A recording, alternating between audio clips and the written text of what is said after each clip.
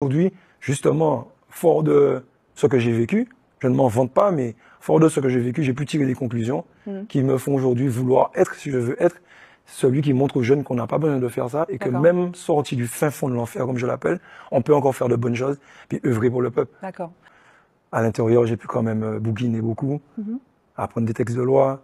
J'ai pu comprendre un peu le fonctionnement du système parce que je me suis intéressé à ce qu'est vraiment la société.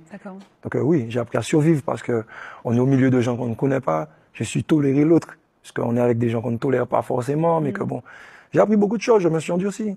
Mais Aujourd'hui, je suis un peu le miroir de ce qui est en face de moi. C'est-à-dire que la personne qui est en face de moi se dit que je suis peut-être agressif, mais elle ne se demande pas si elle n'a pas eu un propos ou un acte que j'ai perçu comme une agression qui fait qu'aujourd'hui je lui rends. C'est-à-dire que quand je vois l'affaire Pinto, je n'y crois plus. Quand je vois les prix qu'on subit, je n'y crois plus. Je n'y crois plus. Le Rassemblement pour la protection des peuples et des ressources afro-caribéennes. Et donc, il y a une analyse avant, une analyse de 2009, une analyse des anciens, des précédents avant nous qui ont mené le combat pacifiquement, avec toutes sortes de demandes, avec toutes sortes de patience. Et nous-mêmes qui sommes venus derrière, depuis 2009, on a attendu 15 ans. On a compris que aujourd'hui, les s'il vous plaît, les est-ce que vous pouvez ne fonctionnent pas.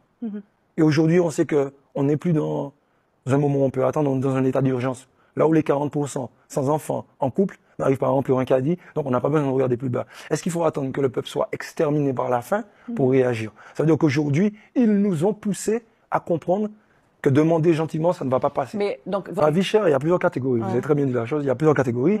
Et on a choisi de ne pas s'éparpiller parce qu'il y a une urgence dans tout. Il faut donner la pole position.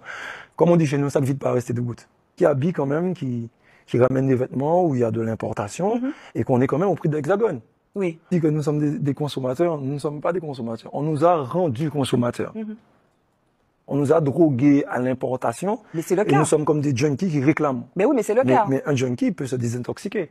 Oui, mais là, aujourd'hui, il faut prendre de vraies décisions. Pas des pansements sur des pansements, pas des mesurettes. Il faut prendre de vraies décisions pour changer les choses. Oui, non, ce n'est pas simplement une question de baisser le prix. Tout à l'heure, j'augmente le salaire de 300 €. Et tout de suite derrière, j'augmente la bouteille de gaz, je la mets à 50 €, je mets un pain à 10 €. On va être dans le même problème. Ça veut dire que depuis toujours, on nous a donné toutes sortes de palabres, de discussions. On nous a parlé d'octroi de mer, de fret. On nous a parlé de plein de choses. Sans aller à l'essentiel. L'essentiel, c'est que ce n'est pas possible de nous dire qu'on est français, de nous donner les mêmes amendes, les mêmes radars et de nous donner des prix sur l'alimentation différemment.